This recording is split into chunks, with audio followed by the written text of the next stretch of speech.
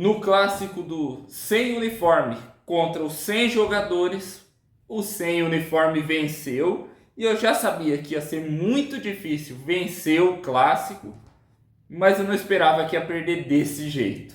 E aí, torcedores e torcedoras, tudo bem com vocês? No último clássico do ano, o São Paulo perde para o Corinthians na Neoquímica Arena, 3-1, em um jogo que o time do São Paulo, ou melhor, o catado remendo do time do São Paulo, foi mais uma vez abaixo. No primeiro tempo, foi de controle total do Corinthians. Eles estavam muito melhor que a gente, pressionando no campo de ataque. Só que apesar de ter esse volume de jogo, o Corinthians tinha muita dificuldade em criar chances de levar perigo para o Rafael, não por mérito da defesa do São Paulo, mas por falta de capacidade deles mesmos, porque estava um jogo muito feio dos dois lados. Sabe aquele jogo de cadeia?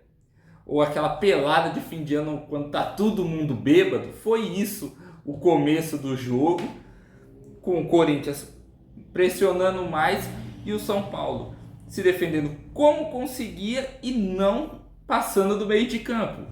O São Paulo jogava a bola para frente, não demorava muito, ela já estava no pé dos jogadores do Corinthians, porque o time jogando com 3 volantes não tinha quem trabalhar essa bola no meio de campo, segurar ela para conseguir jogar ela para os atacantes fazerem alguma coisa. Tudo isso por causa que todos os armadores do São Paulo estão machucados ou foram vendidos.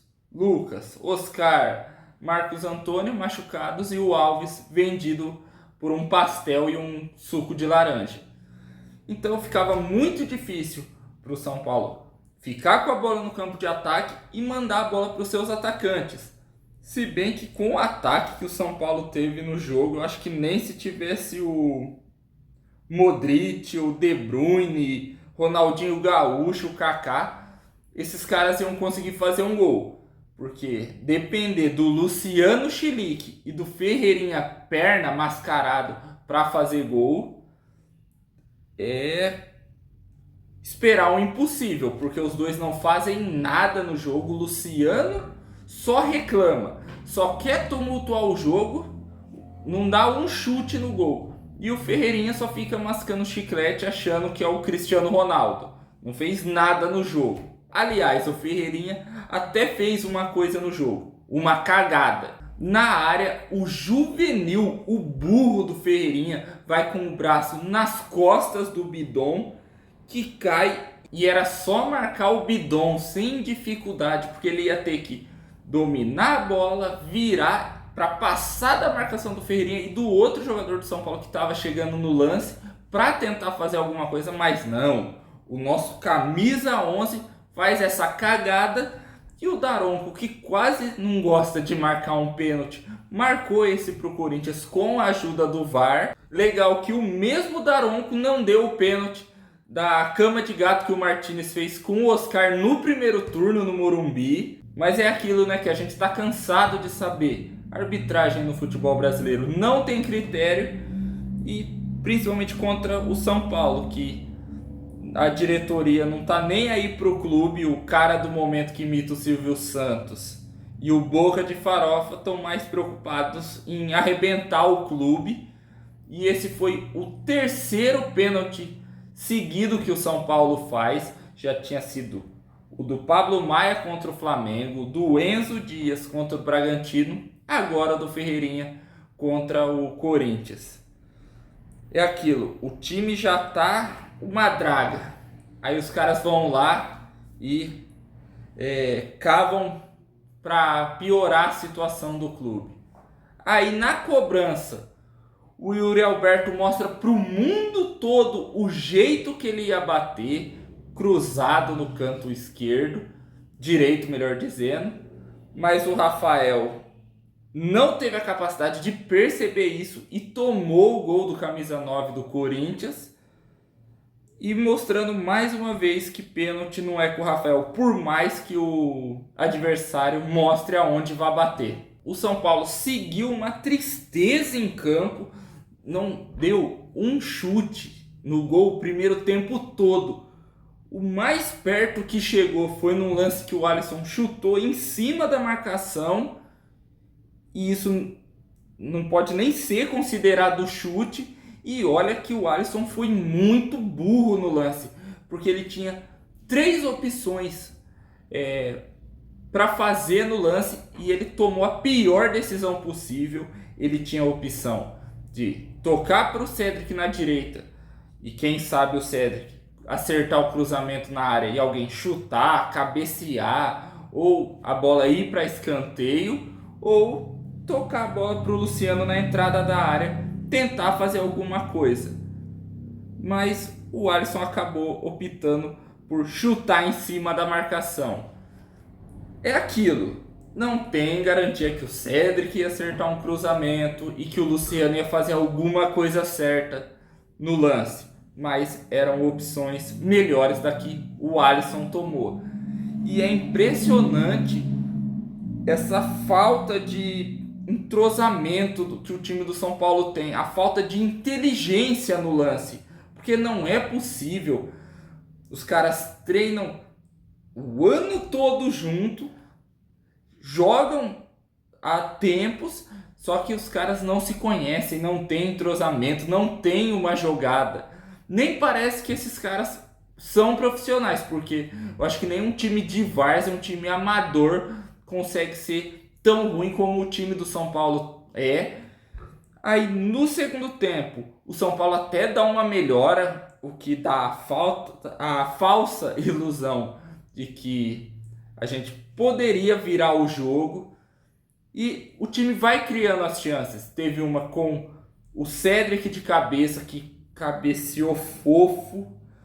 E é impressionante. Por que uma bola dessa não chega num cara de qualidade, num cabeceador? Não chega nos cabeça de bagre.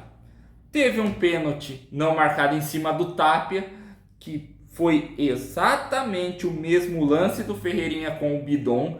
O Tapia vai na bola e o jogador do Corinthians faz a carga nas costas dele, ele cai na área.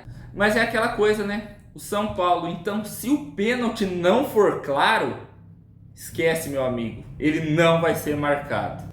E apesar dessa dificuldade em criar, o São Paulo consegue empatar o jogo aos 8 minutos com o Cédric batendo escanteio na medida para o Tapia subir mais que toda a zaga corintiana e mandar a bola para o gol. Tapia, que não é um dos melhores jogadores do time, mas é esforçado, é raçudo, é estilo Caleri. Não é tão habilidoso, mas compensa na vontade e é um dos poucos que mostra não estar contente com esse momento que o São Paulo vive na temporada. É um dos caras que luta em campo, mostrando o que nós torcedores queremos ver. E o Crespo acertou muito em ter colocado o Tapia no jogo, porque antes o São Paulo não estava tendo um jogador para brigar com a zaga do Corinthians, e por o São Paulo estar sem um armador, era muita bola esticada, rifada lá na frente, e não tinha quem prendia, segurava ela para o resto do time chegar, para as jogadas acontecerem. E quando o Tapia entrou, o São Paulo começou a ter isso, e foi muito superior ao Corinthians no segundo tempo, e foi criando suas chances do mesmo jeito que o Corinthians foi melhor no primeiro tempo, o São Paulo foi melhor no segundo. Só que por estar com tanta dificuldade em criar, o São Paulo não conseguia fazer valer esse volume de jogo. E é impressionante, eu volto a falar isso. Parece que o time do São Paulo não treina, os caras não têm entrosamento, não sabem fazer uma jogada junto. É aquilo, um time catado que não sabe o que fazer com a bola. Num lance ou outro tem uma jogada individual do Ferreirinha, uma bola cruzada na área, mas muito pouco para um time do São Paulo. Aí o Crespo tá vendo isso do banco, pensa, vou mexer, e fica Não tem um infeliz que pode me ajudar, não tem opção. É igual o Renato Gaúcho falou lá na resenha com o Zidane. Você olha, dá vontade de... Porque não tem opção, é um time muito limitado, culpa da nossa diretoria. Os amadores que acham que são profissionais arrebentaram o time e é por causa disso que o São Paulo tá nessa draga. Meio time nada, né? Tô sendo otimista. Um time inteiro fora, um monte de jogador bom vendido a preço de banana e um monte de pereba contratado pro lugar da molecada boa de bola. Então é aquilo, você não fazendo todas essas cagadas, não tem como esperar coisa boa. E aos 38, o quem não faz toma aparece em Itaquera com um golaço do Depay que contou com a ajuda dos jogadores do São Paulo, porque o Pablo Maia vai tirar a bola, só que dá uma puta cabeceada fofa que ajeita a bola pro camisa 10 do Corinthians chegar e dar uma caneta linda, a verdade é essa, uma caneta linda no Sabino que chegou babando, passou lotado no lance e depois ainda para humilhar ainda mais caiu no chão como um sabe-se lá o que. E o Memphis chuta no canto do Rafael, virando o jogo pro Corinthians, e é o primeiro gol desse lazarento da gente. E para piorar, no final o Yuri faz o segundo gol dele no jogo, de novo aproveitando uma cagada, um vacilo da zaga do São Paulo. O Vitinho chuta a bola que bate na trave e sobra limpa pro Yuri mandar a bola pro gol. O Rafael vendido no lance. Por quê? Toda a zaga do São Paulo, em especial seu Alan Franco, que era para estar marcando o Yuri, tá assim, ó. Tá moscando, tá panguando, dormindo. O que aconteceu? Gol do cara de novo. Fechando o nosso caixão no jogo e mais uma derrota do São Paulo em Itaquera. E, sinceramente, eu sabia que o São Paulo não ia ganhar o jogo. Mas eu fui burro de acreditar que esses caras iam jogar com um mínimo de vontade em campo. O time do São Paulo, além de ser um bando de frouxo, um bando de covarde, é uns caras que não têm vontade, os caras não estão nem aí. E é um problema crônico dos jogadores do São Paulo, porque isso é desde 2023. Chega setembro, novembro, os caras estão nem aí, os caras já não estão ligando para mais nada, o ano acabou para eles. Lembra do jogo contra o Palmeiras, que depois do 5-0 do Taca que a gente levou, o Luciano falou, já tô de férias. É isso, todo ano é isso. Setembro começa as férias do time do São Paulo e a gente tem que ver essa vergonha desse time, esse bando de frouxo que não joga porra nenhuma. Os caras só querem ficar no clube de férias e ninguém tá nem aí. Os jogadores já estamos de férias, 3 meses de férias, só em janeiro a gente volta.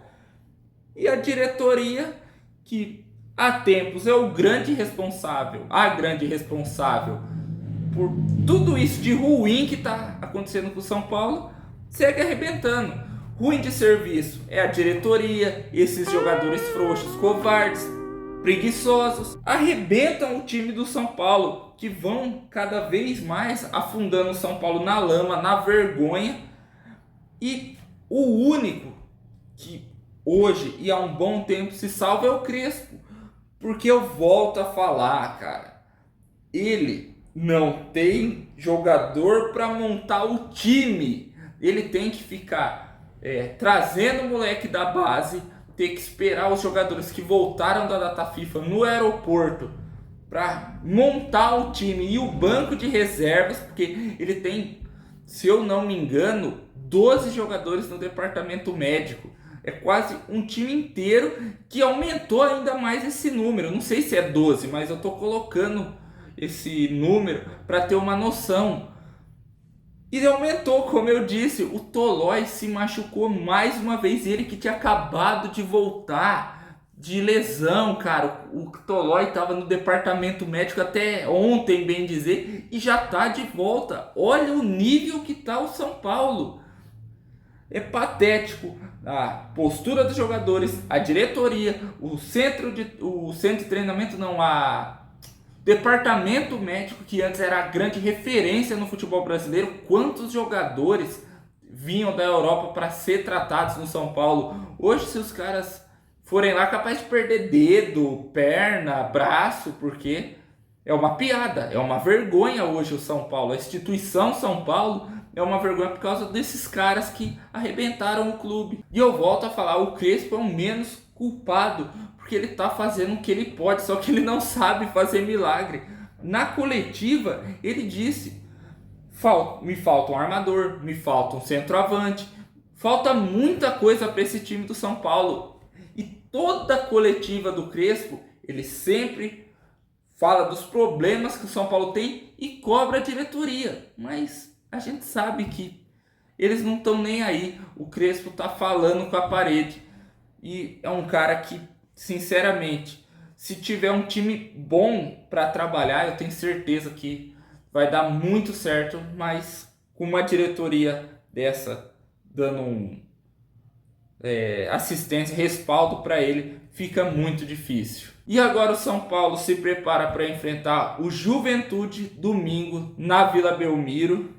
E eu tenho certeza que vai ser outro sofrimento pra gente. Tá foda.